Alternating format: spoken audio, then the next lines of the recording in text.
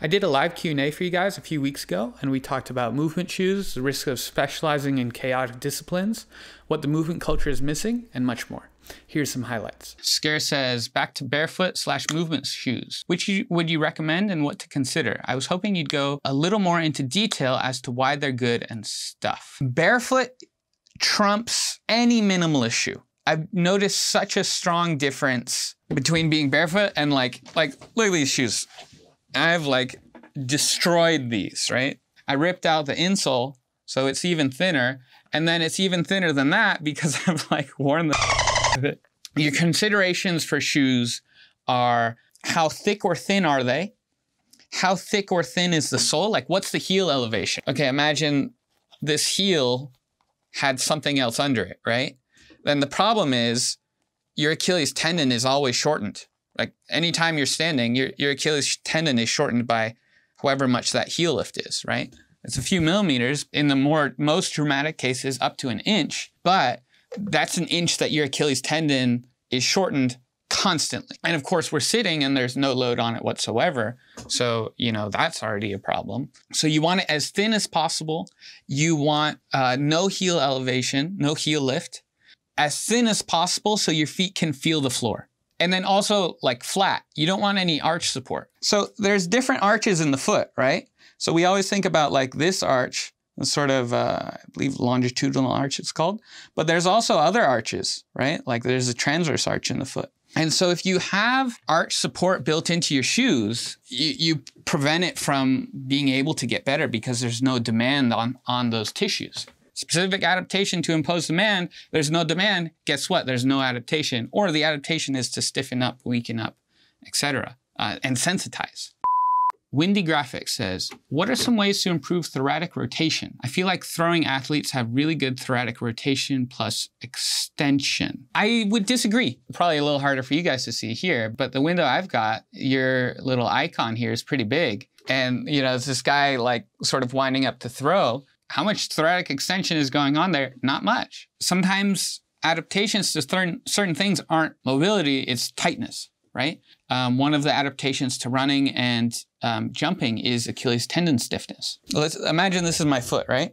You go to jump, this is the toes, this is the heel, where this string is like the Achilles tendon. So you go to jump and there's load, right? We put load in the ball of the foot. Jump or run or whatever, the ball of the foot lands.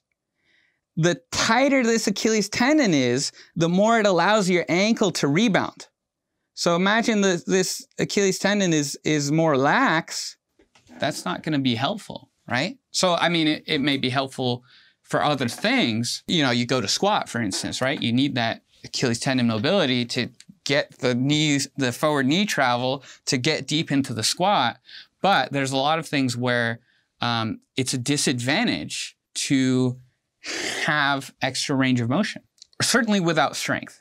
I don't think throwing athletes have really good thoracic extension for sure, nor much of the rotation.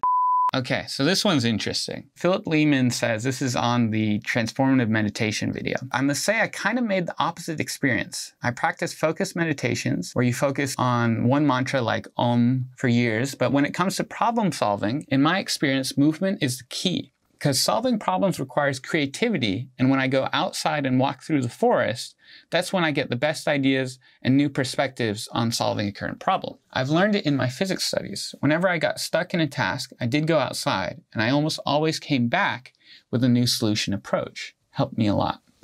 Yeah, this is really interesting. If you guys haven't seen the meditation video, definitely check that out. Basically, I'm pushing for, in a lot of situations, a different style of meditation where instead of just focusing on the breath, you add a little bit more work before and after. So instead of just trying to exclude the thoughts and just, okay, thoughts come, you know, let them go, back to the breath over and over, you take the time at the beginning to write down like a problem that you want to work on, right? Something that's bothering you generally, and then you take the time of your meditation to focus on that thing. Instead of like trying to push the thoughts away, you channel them, right? You channel them towards a problem of some sort. And in my experience, that's been far, far, far more effective than just a standard sitting meditation, right? The kind of traditional kind.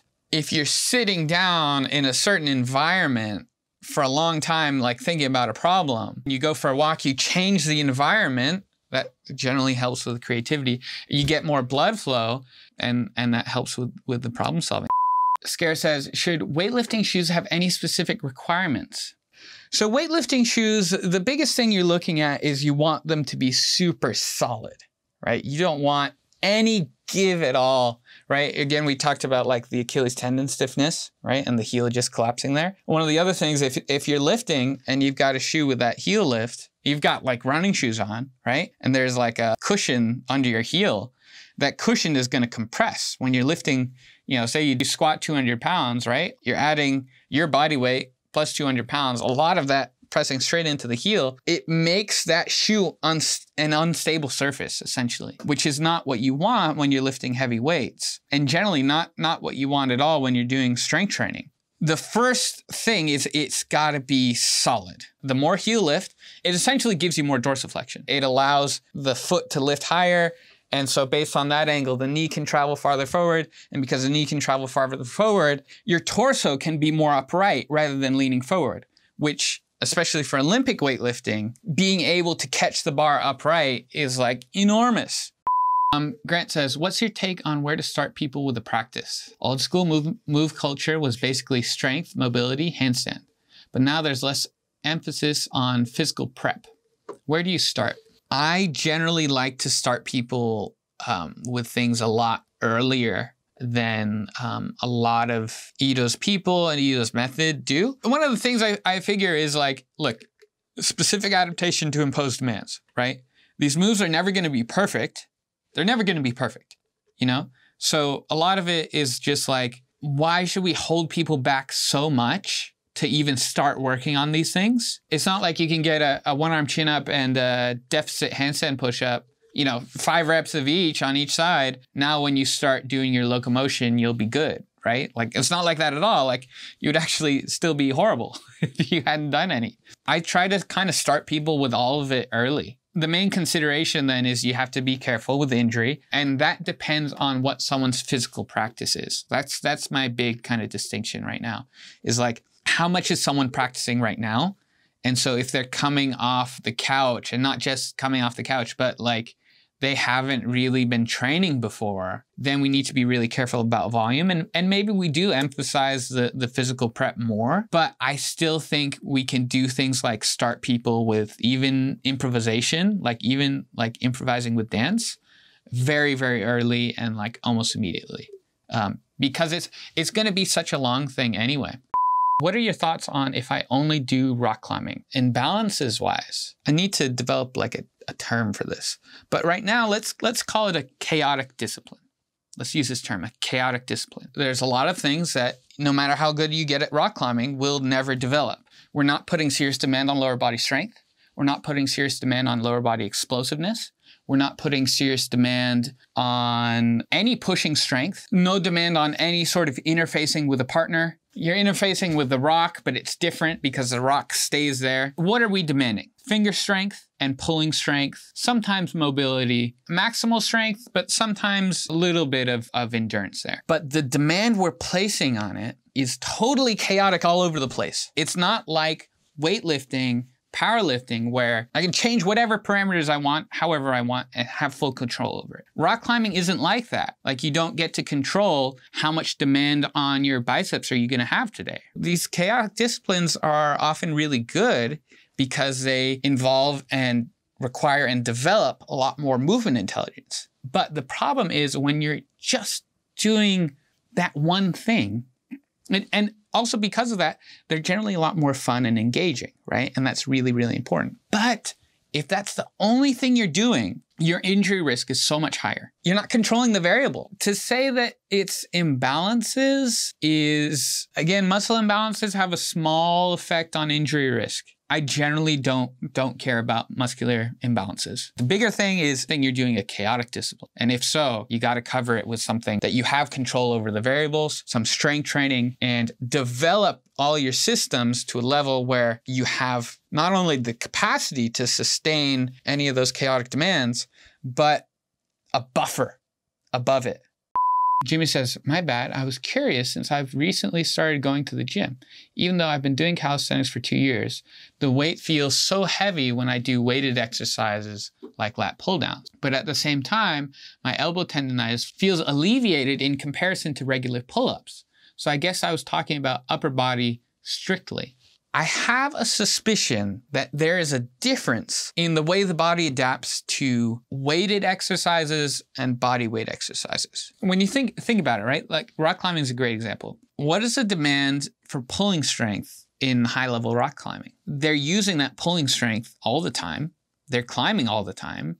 Why are they not super muscular? Because they're using those muscles all the time, and they're using them with, at times, a lot of load. Any muscle they add is extra weight. So it's advantageous for them to have a lot of strength, but be as skinny as possible, and especially like really tall and lanky, right? So you see guys like Adam Andra, he's super long and lanky, right? Skinny for his frame. And so that allows him to like reach for a lot of things, but also not be too heavy so he doesn't have that much weight to carry. Really advantageous for climbing. Imagine you can do 1 chin-up. How do you progress from there? Going from 1 to 2 is a huge jump. Like there are things we can do, right? We can change the tempo, we can change the sets, but the best way to control that load is to add an external weight. What I find one of the best ways to bridge that gap is not to try to get from 1 to 2, but to add half a pound. And you can keep doing that.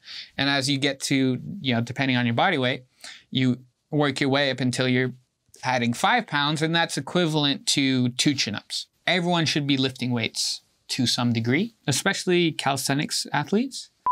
Faraday says, if rock climbing is chaotic in its nature, but also very random in the positions that it would put you in, how would you go ahead to do strength training and increasing that threshold? Pull-ups feel linear. So you have to ask yourself, what are the systems that are most important? So for instance, like I'm climbing and I need to be able to support myself on my legs. So I should be doing like tons of lower body weightlifting. You do that and you would find that 1, you didn't need any more lower body strength. And then additionally, as part of that adaptation process, you've gained muscle, you're now heavier. Guess what? You've done a bunch of time and you've made progress with your weightlifting, but for your particular goal of doing something to improve your climbing, you've gone backwards. So you have to first find something where you know that it's really important and it's going to be helpful to develop this thing and these systems. So you don't necessarily have to train in chaotic ways to develop these systems, right? You do want to have some linear things as well. But additionally, you also work like weighted chin-ups, weighted pull-ups, muscle-up progressions, etc., right? Grant, what do you think the movement world is missing?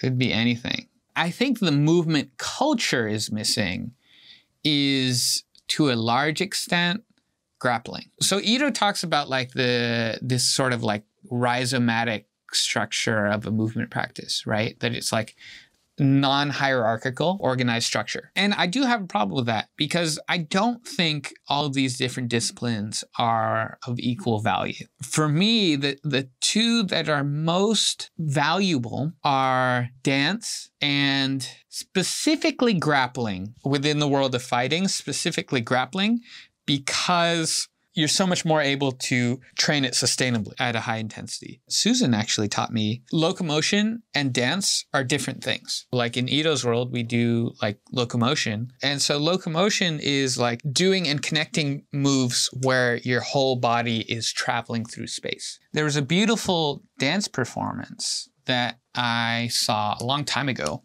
Feet sort of like here, right, on the floor. And she just started by like sort of doing this wave with her toes, like back and forth. And my toes are like super clumsy and uncoordinated. But hers, with the way she did this, it was drop dead gorgeous, incredible. Like, and I saw just the first few seconds of this and I was like totally in awe. That's not locomotion. Like that's clearly in the world of dance. And so there are many things like that where it's dance, but it's not locomotion. Dance is a wider picture. Locomotion is still wide, but dance is actually quite a bit wider. And so the two things I think are not missing, but certainly largely underemphasized, in my opinion, are grappling and dance. Not just doing locomotion, but like locomotion plus everything else. And maybe not even doing the locomotion part, right? Like deciding either way. Faraday says, what do you think about the human gait cycle? Foot placement, hip movements? I think it's generally highly optimized. And I think there's a strong tendency to try to overanalyze these things and think that we know better than like the human body when we don't. When we try to overanalyze these things, this is a thing from Intro to Movement Part 3, right? Like you don't need to know the molecular composition of a soup in order to cook it. And so a lot of people are looking at the human gait cycle and they're analyzing the molecules of it, looking at the different phases in the gait cycle, and they're saying, you know, what type of shoe can we make that is really going to like perfectly optimize, you know, the pronation at this phase of the gait. And it generally screws us up. We're probably better off with no shoe at all.